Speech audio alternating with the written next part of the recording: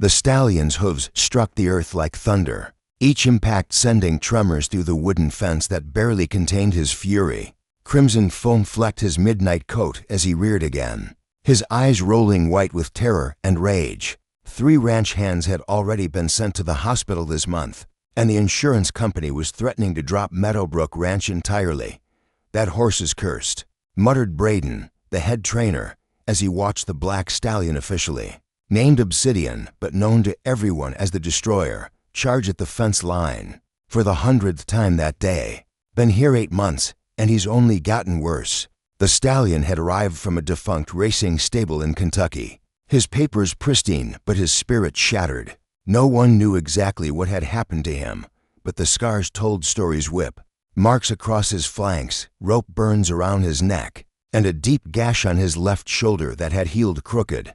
Every approach was met with violence, every kindness with suspicion. Ranch owner Cordelia Vance stood watching from her office window, her weathered hands gripping a cup of coffee that had long since gone cold. At 62, she'd seen every type of horse problem imaginable, but nothing like this. The stallion wasn't just difficult, he was broken in a way that seemed beyond repair. "We're going to have to make a decision," her foreman, Jackson, said quietly behind her. "The liability is too high. If he hurts someone seriously." Cordelia nodded grimly. She'd been avoiding the inevitable for months, but the time had come.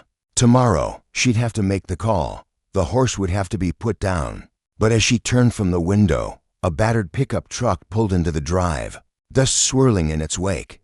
A 17-year-old girl stepped out, her auburn hair catching the afternoon light. She moved with the easy confidence of someone who'd grown up around horses. But there was something else in her, bearing a quiet strength that seemed older than her years. "You must be Quinley," Cordelia said, walking out to meet her. "Your aunt called about the job." Quinley Ashford nodded, shouldering a worn duffel bag. "Yes, Mum. I appreciate you giving me a chance." Her voice carried the slight drawl of someone raised in rural Montana, but underneath was a steel that made Cordelia pause. "I have to warn you," Cordelia said, glancing toward the paddock where the black stallion continued his endless pacing. "This isn't like other ranches. We have a difficult situation." Quinley's gaze followed Cordelia's, and she saw the horse for the first time. Even from a distance, she could feel his pain like a physical weight in the air. Other people saw his aggression, his violence, his unpredictability. But Quinley saw something else entirely. A creature so wounded that rage had become his only language. "What's his name?" she asked softly. "Obsidian. But everyone calls him No." Quinley interrupted gently. "I mean, what's his real name? What did they call him before?" Cordelia frowned. "I don't know. The papers just say Obsidian." Quinley set down her bag and walked closer to the fence. The stallion immediately sensed her presence, his head snapping up, ears pinned back. But instead of the usual charge, he simply stood watching her, his dark eyes filled with something that might have been curiosity. "Hello, beautiful," Quinley whispered, her voice carrying on the wind. "I see you." The stallion's ears flicked forward, just for a moment, before snapping back again. But that moment was enough. Quinley smiled sadly. "You're not broken," she said, so quietly that only the horse could hear. "You're just hurt." The next morning, Quinley arrived at the ranch before dawn, her boots crunching on the frost-covered ground. The other hands wouldn't arrive for another hour. Giving her precious time alone with the stallion, she'd barely slept, her mind racing, with thoughts of the magnificent creature trapped in his own trauma. She found him standing motionless in the center of his paddock, his breath creating small clouds in the cold air. His coat was dull from stress, and she could see the way he favored his left front leg, an old injury that had never been properly addressed. "Morning, handsome," she said softly, settling herself on the ground just outside the fence. The stallion's head turned toward her, his eyes wary, but not immediately hostile. "I brought you something." From her pocket, she pulled out a simple apple, setting it on the ground between them. The horse snorted, stamping his feet, but he didn't charge. Instead, he began his familiar pacing, circling the paddock in an endless loop that spoke of deep psychological wounds. Quinley had seen this before. Her grandmother had been a horse whisperer of sorts, working with damaged animals that others had given up on. She'd taught Quinley that horses never forgot trauma, but they could learn to trust again if you spoke their language. "You know what I think," Quinley said, her voice maintaining its gentle cadence. "I think you used to have a different name, something that meant something to you. Someone who loved you called you something special." The stallion's pacing slowed slightly, though he kept his distance. "I think you were someone's pride and joy once. Maybe you ran like the wind. Maybe you jumped like you had wings. But then something happened, didn't it? Someone hurt you so badly that you forgot who you were." For the first time since arriving at the ranch, the stallion stopped pacing.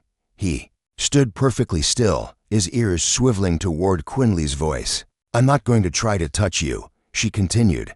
"I'm not going to force you to do anything. I'm just going to sit here and remind you that not everyone wants to hurt you." Braden arrived an hour later to find Quinley still sitting by the fence, the apple untouched between them. The stallion had moved closer, not much, but enough that Braden's eyebrows shot up in surprise. What are you doing?" he asked, his voice carrying across the yard. The stallion immediately tensed, his ears flattening as he backed away from the fence. Quinley held up a hand, signaling Braden to stay quiet. "You're scaring him," she said without turning around. "He's been hurt by men before, probably more than once." Braden frowned. "That horse is dangerous. Mrs. Vance is planning to—" "I know what she's planning," Quinley interrupted. "Give me a week." "A week?" Braden laughed harshly. "Girl, we've had professional trainers work with him for months. What makes you think?" "Because I'm not trying to train him," Quinley said, finally turning to face him. "I'm trying to heal him. There's a difference." That afternoon, Cordelia found Quinley in the same spot, still talking to the horse in her quiet, steady voice. The stallion had moved even closer, close enough that she could have reached through the fence and touched him if she'd wanted to. "Quinley," Cordelia said carefully, "I need to tell you something. That horse, we're going to have to put him down tomorrow morning." Quinley's shoulders stiffened, but she didn't turn around. "No, you're not. I'm sorry, but it's not up for discussion. The liability—" "Give me 24 hours, Quinley said, her voice carrying a note of desperation. "Please, if I can't reach him by then, I'll step aside. But if there's even a chance—" Cordelia studied the girl's rigid posture. The way the stallion had moved closer to the fence than he'd ever come for anyone else.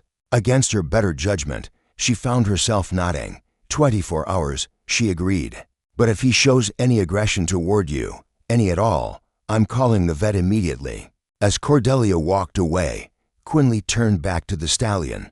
He was watching her with those dark, intelligent eyes, and for a moment, she could have sworn she saw understanding there. "You heard that, didn't you?" she whispered. "We don't have much time." The clock on the barn wall read 3:47 a.m. when Quinley made her decision. She'd been sitting with the stallion for 6 hours, straight, watching him pace and circle, his movements becoming more agitated as the night wore on.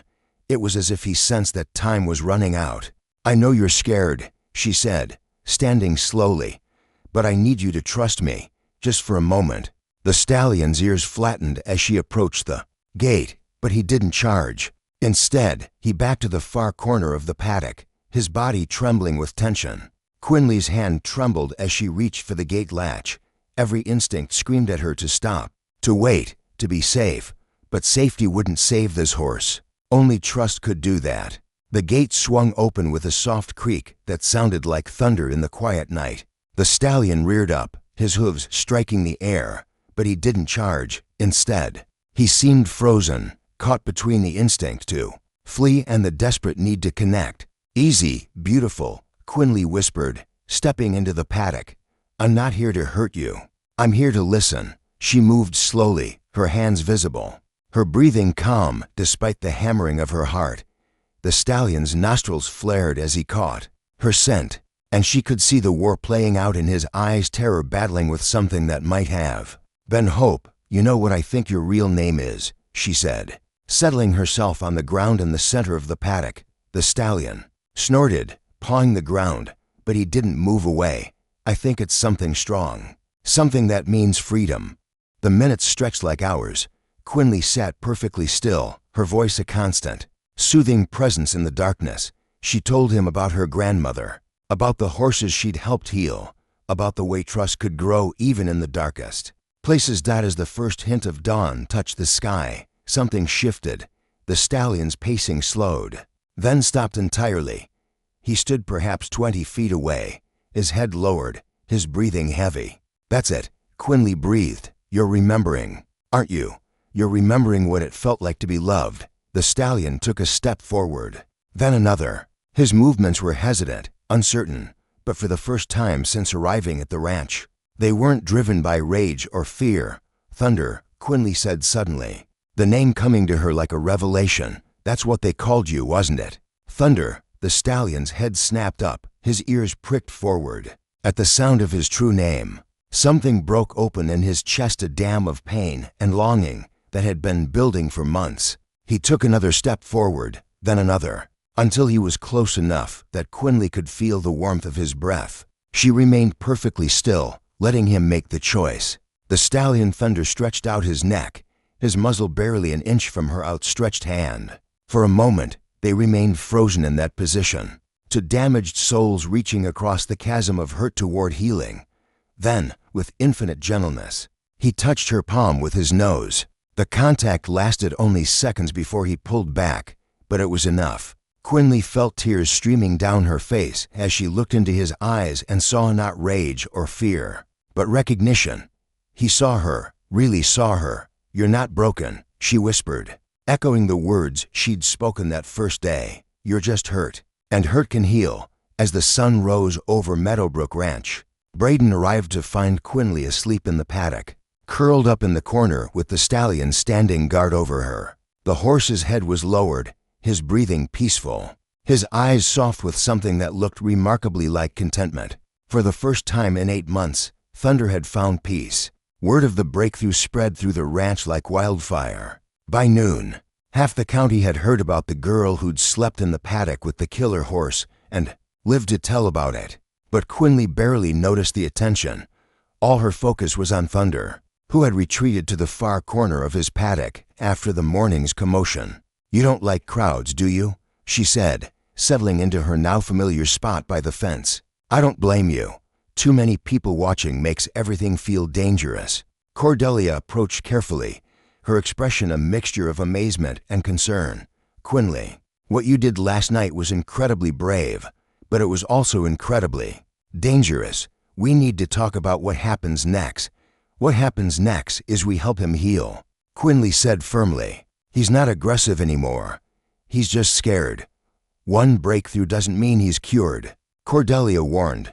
"Trauma like his doesn't just disappear overnight." Quinley nodded, understanding. "I know, but it's a start." Over the following days, Quinley established a routine with Thunder. She arrived before dawn, spending hours sitting with him, talking to him, sometimes singing old songs her grandmother had taught her. The stallion began to seek out her presence, moving closer to the fence when she arrived, whickering softly when she called his name. But the real test came when Dr. Meridian Wesley, the ranch veterinarian, arrived to examine Thunder's old injuries. The stallion had been avoiding medical care for months, his past trauma making any examination impossible. "I need to check that shoulder," Dr. Wesley said, studying Thunder from outside the paddock. "And that front leg. He's been compensating for pain, and it's affecting his gait." Thunder's ears flattened at the sight of the medical bag, his body tensing with familiar fear. But this time, instead of charging or pacing, he looked to Quinley. "I know, beautiful," she said softly, "but Dr. Wesley wants to help. She's not going to hurt you." Dr. Wesley was a patient woman in her 50s, with gentle hands and a calm demeanor that had soothed countless frightened animals. She'd worked with traumatized horses before, but never one as damaged as Thunder. "Let me try something," Quinley said, entering the paddock with Dr. Wesley's stethoscope. "If he lets me touch him with this, maybe he'll trust you too." Thunder watched warily as Quinley approached, the strange instrument in her hands. His nostrils flared, and for a moment she thought he might bolt, but then he lowered his head, allowing her to place the stethoscope against his chest. "Good boy," she murmured. listening to his heartbeat. Such a good boy. The process took hours. Every touch had to be negotiated, every movement carefully choreographed to avoid triggering his trauma. But gradually, Thunder began to understand that this was different. These hands weren't there to hurt him, they were there to heal. When Dr. Wesley finally completed her examination, her expression was grave. "He's been in constant pain," she said quietly. "That shoulder joint is severely damaged, and he's developed arthritis in his front leg from favoring it. But the worst part is his teeth." "His teeth?" Quinley asked. "They've been neglected for months, maybe years. He's been eating in pain, which explains some of his aggression. A hungry, hurting horse is a dangerous horse." Over the next week, Thunder underwent a series of treatments. Quinley never left his side, her presence the only thing that kept him calm during the procedures. She held his head while Dr. Wesley worked on his teeth, whispered to him during the painful joint injections, and spent hours massaging his injured shoulder. But the real breakthrough came when Thunder began to show interest in the other horses. For months, he'd been isolated, his aggression making it impossible to put him in with the herd. Now, as his pain decreased and his trust grew, he began pressing against the fence that separated him from the other horses, whickering softly to a gentle mare named Celeste. "He's remembering how to be a horse," Quinley observed, watching Thunder stretch his neck towards Celeste. "He's remembering that he's not alone." Cordelia nodded, her own eyes misting. "I never thought I'd see the day that horse was ready to give up on life." "He wasn't ready to give up," Quinley corrected. "He was ready to fight. Sometimes fighting is the only way to stay alive when everything else has been taken from you." As the sun set over Meadowbrook Ranch, Thunder stood quietly in his paddock, his head resting over the fence as Quinley scratched behind his ears. For the first time in months, he looked truly peaceful. "Tomorrow," Quinley whispered, "we're going to take another step. Are you ready?" Thunder's soft nicker seemed to say yes. The morning air was crisp with the promise of autumn when Quinley made her next bold move. She'd been working with Thunder for 3 weeks now, and while he'd made remarkable progress, he still hadn't allowed anyone to put so much as a halter on him. Today, that would change. "Morning, handsome," she said, approaching his paddock with a soft rope halter hidden behind her back. Thunder whickered in greeting, moving toward the fence with an eagerness that still amazed everyone who witnessed it. But as soon as he caught sight of the halter, his entire demeanor changed. His ears flattened, his eyes rolled white, and he backed away with the familiar dance of terror that had once defined him. "I know," Quinley said softly, holding the halter where he could see it. "I know what this means to you, but I need you to trust me." She spent the next hour simply holding the halter, letting Thunder examine it from a distance. She talked to him about freedom, about choice, about the difference between being controlled and being partnered with. "This isn't about making you submit," she explained. "This is about helping you feel safe when you're with me. When you wear this, you'll know that I'm here, that I won't let anything bad happen to you." Slowly, gradually, Thunder's curiosity began to overcome his fear. He approached the halter, sniffing it, even touching it with his nose. Each contact was a victory, each moment of calm a step toward healing. When Quinley finally slipped the halter over his head, Thunder stood perfectly still, his entire body trembling with the effort of controlling his instincts. But he didn't fight. He trusted her. "Good boy," she whispered, her voice thick with emotion. "Such a good, brave boy." The real test came when she opened the gate and let him out of the paddock for the first time. Thunder's steps were hesitant, his head high with anxiety, but he followed her. They walked slowly around the ranch, Quinley's voice a constant, soothing presence beside him. Other horses watched from their fields, whickering greetings that Thunder tentatively returned. It was as if he was remembering how to be part of the world again, how to exist without constant vigilance. "Look at that," breathed Braden, watching from the barn door. "I never thought I'd see the day." But the real miracle happened when they encountered a group of children from the local riding school. Thunder's body tensed at the sight of them, his old fears rising like ghosts. But instead of panic, he looked to Quinley, seeking her reassurance. "These are good kids," she told him quietly.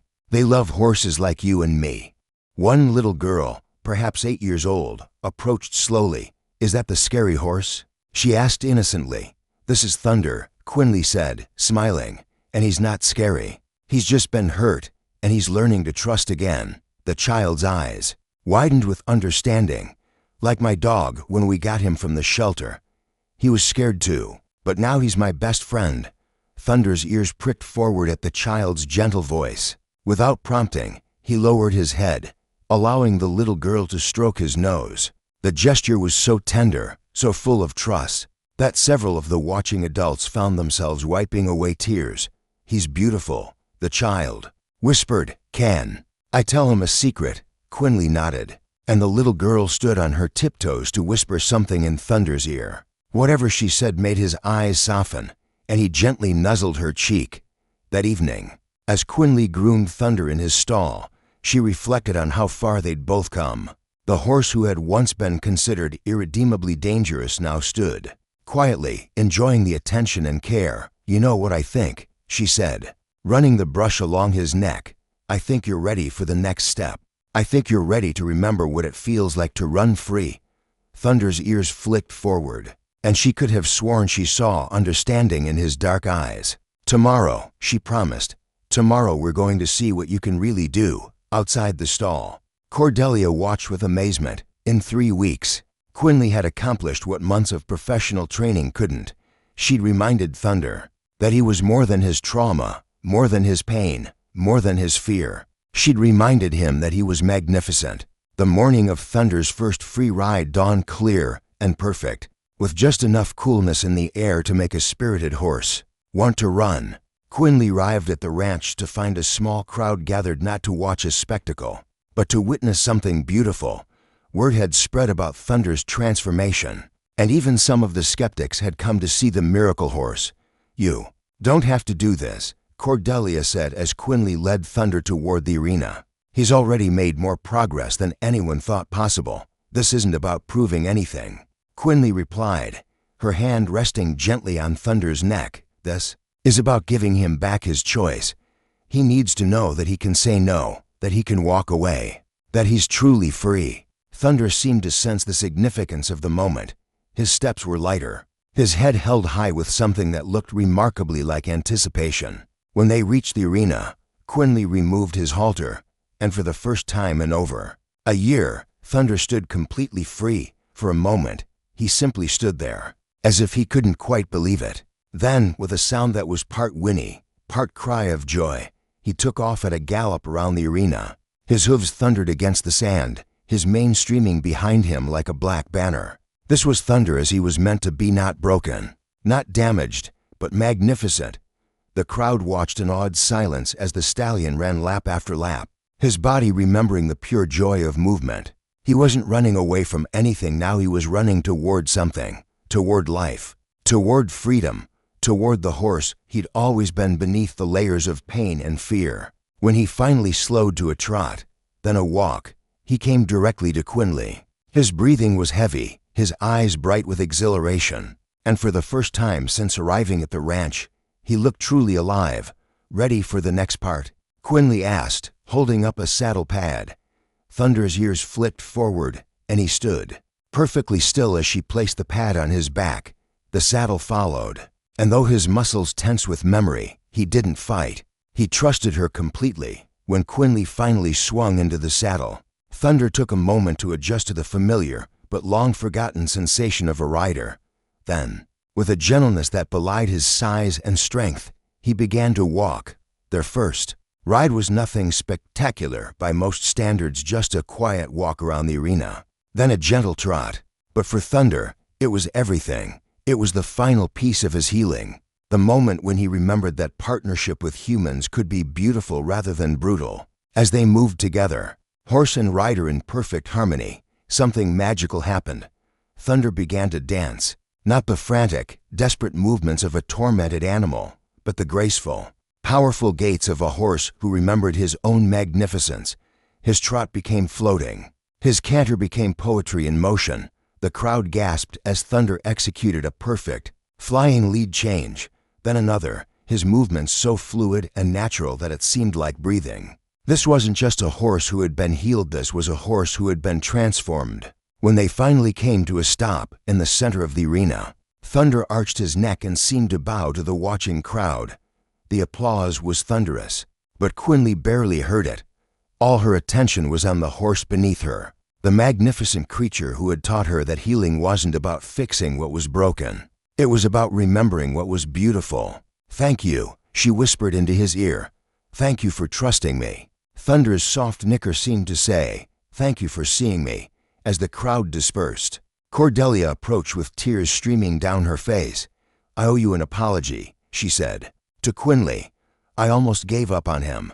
You didn't give up," Quinley interrupted gently. "You gave him a chance. You gave him time. And when I asked for more time, you gave him that too. Sometimes that's all it takes, someone willing to wait for the broken to become whole again." That evening, as the sun set over Meadowbrook Ranch, Thunder stood in his paddock with the gate wide open. He could leave anytime he wanted, go anywhere he chose, but he stayed, his head resting peacefully over the fence as Quinley scratched behind his ears. "You know what the best part is," she said softly. "You're not just healed. You're home. You're exactly where you belong, with people who see you for who you really are." Thunder's gentle nicker seemed to agree. He was no longer the horse who refused to be tamed. He was the horse who had chosen to trust, and in that choice he had found not just healing, but something far more precious. He had found himself. In the years that followed, Thunder became the heart of Meadowbrook Ranch. He worked with troubled youth, teaching them that healing was possible, that trust could be rebuilt, that broken didn't mean worthless. Children who had been labeled difficult found understanding in his dark eyes. Adults who had lost faith in second chances found hope in his story. But most importantly, Thunder had found peace, not the peace of giving up, but the peace of being truly seen, truly valued, truly loved. He had learned that he was never broken, he was just hurt. And hurt, given enough time and the right touch, could always heal. The girl who had seen past his rage to his pain had given him the greatest gift of all, the reminder that he was worthy of love, exactly as he was. And in return, he had given her the same gift, teaching her that sometimes the most wounded hearts have the most love to give. Thunder never forgot the girl who had saved him, and Quinley never forgot the horse who had taught her that healing begins with two simple words, "I see you." Together, they had proved that no one is ever too broken to be loved back to wholeness.